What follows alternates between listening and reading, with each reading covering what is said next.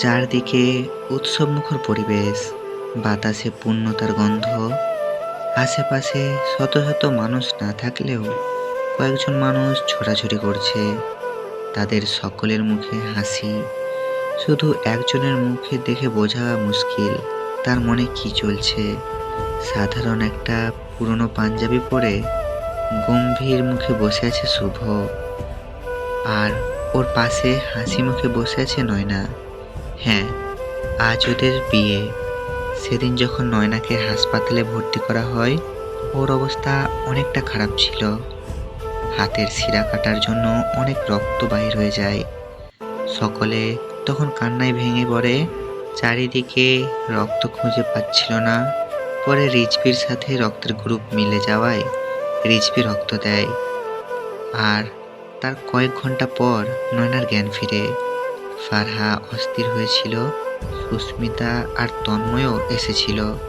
নয়নার জ্ঞান ফেরার পর ওর মা বাবা এমন করার কারণ শুনতে চাইলেও বলে না। মুখে কুলু পেটে চুপ করে থাকে। ফারহা জিজ্ঞেস করেও বলেনি। শেষে তন্ময় বাধ্য হয়ে ফারহাকে সব খুলে বলে। ফারহা চমকে ওঠে। ও কল্পনাতেও ভাবেনি সেই প্রেমিক পুরুষ শুভ হতে পারে। এত ভালোবাসা সে অনুভব করতে পারেনি। হয়তো সে ভালোবাসা তার ছিল না বলেই অনুভব করতে পারেনি। শুভকে ফোন করেও পাওয়া যায়নি। শুভ যাওয়ার আগে বলেছিল কয়েকদিন একা থাকবে, ফোন করলেও পাওয়া যাবে না। কিন্তু শুভকে দরকার, তা না হলে সবকিছু শেষ হবে। কি রে নয়না, সাইন কর। সুস্মিতার কথায় নয়না ভাবনা থেকে বাহির হয়ে আসে। মুখে এক আকাশ সমান হাসি নিয়ে পাশের ব্যক্তিটির তাকিয়ে সাইন করে। সব কিছু শেষ হলে 3 কবুলে মিলন ঘটে দুই মনের এবং মানুষের। নয়নার মুখে বিশ্বজয়ের হাসি। ভালোবাসার মানুষকে পাওয়ার সমস্ত খুশি আজ তার মধ্যে ধরা দিয়েছে। বিয়ে সম্পূর্ণ হলো। নয়নার বাড়িতে তেমন কাউকে ডাকা হয়নি, শুধু ফারহা, রেজভি, সুস্মিতা, তন্ময় আর দুই পরিবারের কিছু মানুষ। শুভর মুখ এখনো গম্ভীর, তেমন কারোর সাথে কথা বলছে না। নয়নাকে শুভর মা কাছে ডেকেলেন। চোখ থেকে কাজল নিয়ে কালো টিকা লাগিয়ে দিয়ে বললেন, মাশাল্লাহ, আমার মেয়ের উপর যেন কারোর নজর না লাগে। নয়না লজ্জা পেল, ওনাকে জড়িয়ে ধরল। পাশে থেকে তন্ময় মজা করে উঠল, সবার উইকেট পড়ে গেল, শুধু আমি বাকি রইলাম। মামু, এভাবে চলবে আর কতকাল? ওদের হয়েছে, আজ আমাদের কবে হবে? সুস্মিতা একটা থাপ্পড় দিয়ে মুখ বেঁকে বলল। তোর কপালে বৌদি, তোর মতো ফ্লার্টিং বাসকে কেউ বিয়ে করবে না।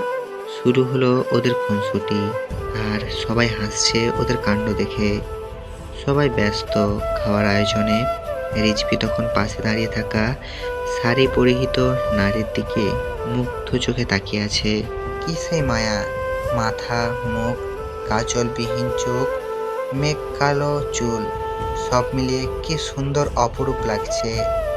মেয়েদের নাকি কাজল চোখে বেশি সুন্দর লাগে, তবে তাকে তো কখনো চোখে কাজল দিতে দেখিনি।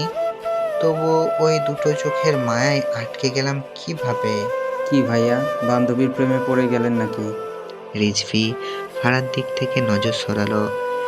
ডাকে তাকিয়ে দেখে তন্ময় মিটমিট হাসছে। ভাড়া ততক্ষণে ওপাশে চলে গেছে, যার কারণে তন্ময়ের কথা শুনতে পায়নি। রিজভি হেসে উত্তর দিল, প্রেমে পড়ার অনুভূতি দারুণ, তবে আমি সেটা অনুভব করলাম খুব দেরিতে। তবে প্রথমে প্রেমে পড়েছিলাম, কিন্তু এখন বুঝতে পারছি ভালোবেসে ফেলেছি।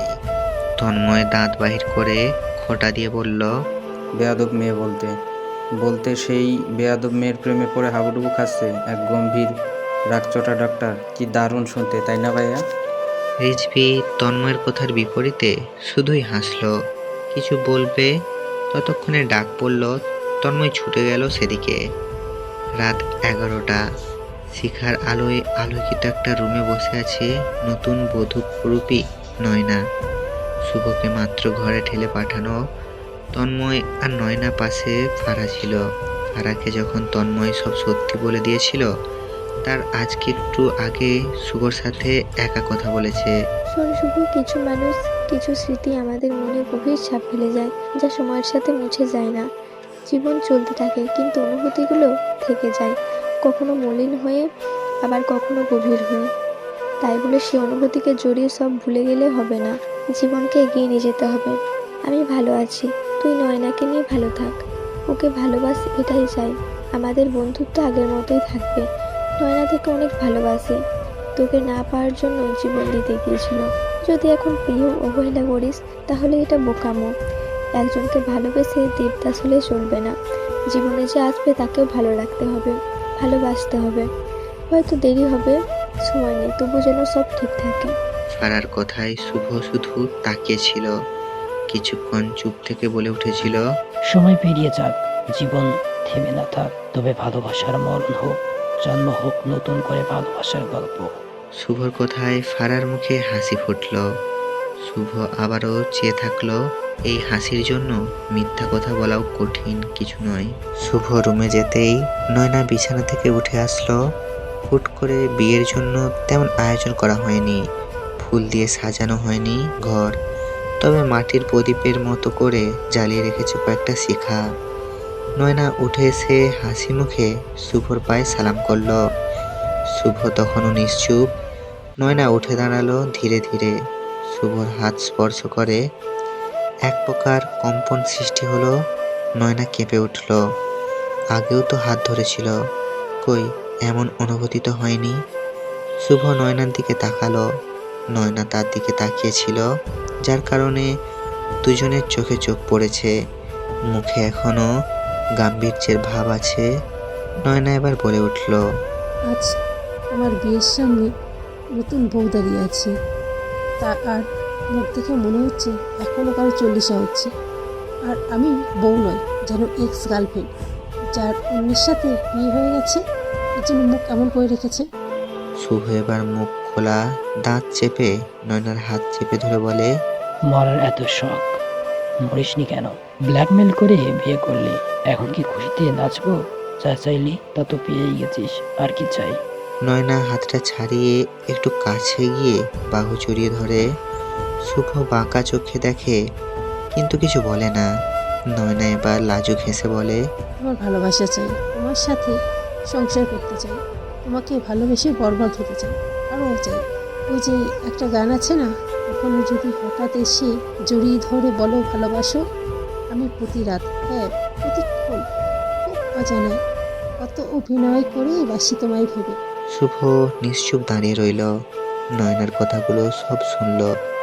ঘরে জ্বলতে থাকা অগ্নিশিখাগুলোর দিকে তাকিয়ে বলল, ভালোবাসা সহজ নয়, তবে আমি চেষ্টা করব। সময় লাগবে। এখন হয়তো মিথ্যা বলে সান্ত্বনা দিতে পারবো, কিন্তু আমি সেই মিথ্যা বলতে চাই না।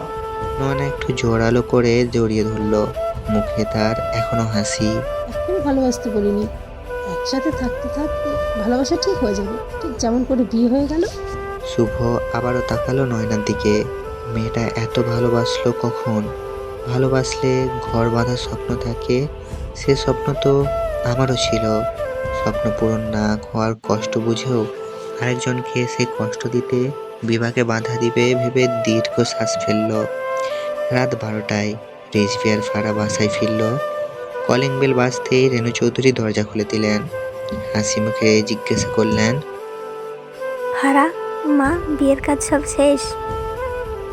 ফোন করতাম কতবার, ধরলে না কেন? ফারা ভেতরে আসলো। রেণু চৌধুরীকে জড়িয়ে ধরে উত্তর দিল, হ্যাঁ মা, শেষ। আর ফোন ব্যাগে ছিল, তাই দেখতে পাইনি, সরি। কান ধরে বোঝালো। তা দেখে রেণু চৌধুরী হেসে মাথায় আলতো করে থাপ্পড় দিতে চাইল। সাথে ফারা হেসে উঠল। আনিস চৌধুরী এক পাশ থেকেই দৃশ্য দেখে মুগ্ধ হলেন। এই তো চেয়েছিল। রিজভী বাবার পাশে গিয়ে দাঁড়ালো। ফারা আর রেণু চৌধুরীর দিকে তাকিয়ে আনিস চৌধুরীকে বলল, থ্যাঙ্কস আব্বু। আনিস চৌধুরীর ছেলের দিকে তাকালো, জানতে চাইল, হঠাৎ থ্যাঙ্কস কেন? I realize Farah is best person in my life. Anis Chowdhury ছেলের কাঁধে হাত রাখলেন। বলেছিলাম না একদিনও ফারহাকে জীবনসঙ্গী হিসেবে পেয়ে আমাকে কৃতজ্ঞতা জানাবে, আজ তো সেই কথাই সত্যি হলো। রিজভী কৃতজ্ঞতার হাসি দিল। জীবন সুন্দর আর জীবনসঙ্গী ভালো হয়, তাহলে জীবন দ্বিগুণ সুন্দর হয়। রেণু চৌধুরী সুস্থ হওয়ার পর ভালো হয়ে গেলেন। ফারার দায়িত্ববোধ, যত্ন, ভালোবাসায় তিনি না গলে থাকতে পারেননি। এই জন্য তো আজকের দিনটা এত সুন্দর বলা যায়। সুন্দর একটা পরিবার, যাদের নিয়ে তৈরি হয়েছে সুন্দর একটা সংসার। রাত্রি আর স্বামীর দৌড়ে উপর থেকে আসলো। রাত্রি আগে, সমীর পরে। রাত্রি চিল্লাচ্ছে, আম্মু, ওকে বলো আমাকে সবসময় মাথায় গাঁটটা না দিতে, নয়তো কিন্তু ওর মাথা একদিন কেটে ফেলবো। স্বামীর দাঁড়াচ্ছে আর মুখে বেঁকিয়ে বলছে, আসছে আমার ক্লাস, যে টিকটিকি তেলা পোকা দেখে ভয়ে দৌড়ায়, সে আবার আমার মুন্ডু কাটবে। রেণু চৌধুরী ওদের থামাতে ব্যস্ত। তোরা দুটো আর ভালো হবি না। এত বড় হয়ে গেছিস, তবুও ঝগড়া মারামারি যায় না কেন? স্বামীর হাঁপাই গিয়ে সোফায় বসে বলল, বড় আম্মু, তোমার মেয়েকে বিয়ে দিয়ে বিদায় করো, তাহলে কাহিনী শেষ। রেণু চৌধুরী হাসতে হাসতে বললেন, দুটোকে একসাথে দিয়ে দিই, তাহলে দুজনে সারাদিন একসাথে মারামারি করবি। রাত্রি ভেঙচি কেটে বলল, বাদরের গলায় আমার মতো মুক্তার মালা দিতে চাও? কত বড় সাহস তোমার আম্মু! হয়েছে বাবা, এবার থাম দুটোতে। তোদের যে কাজ দিয়েছিলাম সেটা করেছিস? দুজনে একসাথে হ্যাঁ বলল। ফারা আর রেজভি জানতে চাইল, কি কাজ? রেণু চৌধুরী হেসে কাটিয়ে দিতে বললেন, তেমন কিছু না ফারামা, তুমি নিজের রুমে গিয়ে ফ্রেশ হয়ে নাও। ফারহা সম্মতি জানিয়ে উপরে চলে গেল। রিজভি যেতে নিলে স্বামীর আর রাত্রি দৌড়ে হাত ধরে আটকে দেয়। ভাইয়া, তোমার সাথে কথা আছে, দাঁড়াও। রিজভি ভ্রুকুচকে তাকালো, জানতে চাইল, কি কথা? স্বামীর দাঁত কেলিয়ে বলল, রোমান্টিক কথা শুনবে। থাপ্পড় খাবি নাকি কাজের কথা বলবি? স্বামীর সিরিয়াস হলো, নিজের মধ্যে ভাব এনে বলল, আসো বলছি সব। ওরা দুজনে রিজভিকে টেনে সোফায় এনে বসালো এবং দুজনে সব কিছু বলে দিল। কথা বলতে গিয়েও দুজনে ঝগড়া লেগে গেছে, কে বলবে এই নিয়েও। আনিস চৌধুরী আর রেণু চৌধুরী তাদের মধ্যে না থেকে উপরে ঘুমোতে গেলেন। ওরা দুজনে ঝগড়া করছে, রিজভি সেদিকে খেয়াল নেই। ওদের কথা শুনে কিছু ভেবে মুচকি হাসছে আর মনের মধ্যে সাহস সঞ্চয় করছে। রাত 1টা। আরে রাত্রি, তুমি এত রাতে ছাদে নিয়ে আসলে কেন? কথা থেমে যায় ছাদের দরজার কাছে গিয়ে। কি সুন্দর করে সাজানো হয়েছে ছাদটা, চারিদিকে ছোট্ট ছোট্ট বাতি দিয়ে লাইটিং করা, সাথে নানান রঙের বেলুন। প্রকৃতিতে হালকা বাতাস বইছে, আকাশে সুন্দর একটা চাঁদ, সব মিলিয়ে অসাধারণ পরিবেশ। রাত্রি কোনো সাড়া না পেয়ে পেছনে তাকিয়ে দেখে কেউ নেই। হঠাৎ কেউ হাত টেনে ধরে। ফারা চমকে উঠল, ভয়ার্ত কণ্ঠে বলল, কে? তোমার মনের অন্তরালে বাস করা একজন মানুষ, যাকে ভেবে মুচকি হাসো। ভালোবেসে বলো না শুধু মুখ ফুটে। ফারা সামনে ফিরেছে।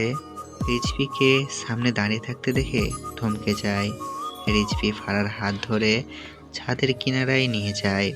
দূরত্ব মুছে সব নিকটে আসে, আবার হুট করে পায়ের নিচে বসে পড়ে। ফারহা বুঝতে পারছে না কি হচ্ছে সব। রিজভি পকেট থেকে একটা শিউলি ফুল বাইর করে ফারার সামনে ধরে, চোখ বন্ধ করে একটু পর বলতে শুরু করে, ভালোবাসা প্রকাশ করতে গেলে আমি প্রতিবার ব্যর্থ হই, ভুলে যাই কি বলবো আর কিভাবে বোঝাবো। তাই বলে ভেবো না আমার ভালোবাসা মিথ্যা। আমি প্রকাশ করতে না পারলেও অনেক ভালোবাসি, ঠিক যতটা প্রকাশ করতে পারি না তার চেয়েও বেশি ভালোবাসি। শুধু একটু বুঝে নিতে হবে, ভালোবাসতে হবে আজীবন। ফারা অবিশ্বাস্য চোখে তাকিয়ে আছে। রিজভি আবারও বলতে শুরু করে, তুমি কি আমায় আজীবন ভালোবাসবে? সুখ দুঃখে পাশে থাকবে? জীবনের শেষ পথ চলায় হাতে হাত রেখে সাহস যোগাবে? ফারা কাঁপা কাঁপা হাতে ফুলটা নেয়, চোখে পানি চিকচিক করছে। আজ আনন্দের কান্না ঝরবে। রিজভি উঠে দাঁড়ালো। ফারা সাহস করে থামলো, পড়লো রিজভির বুকে। সেও শক্ত করে জড়িয়ে ধরল। ফারা রিজভির বুকে লেপ্টে থাকে, সব প্রশ্নের জবাব দিল, আমি তো ভালোবাসবো, সুখ দুঃখে সবসময় পাশে থাকবো, জীবনের শেষ নিঃশ্বাস পর্যন্ত আপনার সাথে পথ চলবো।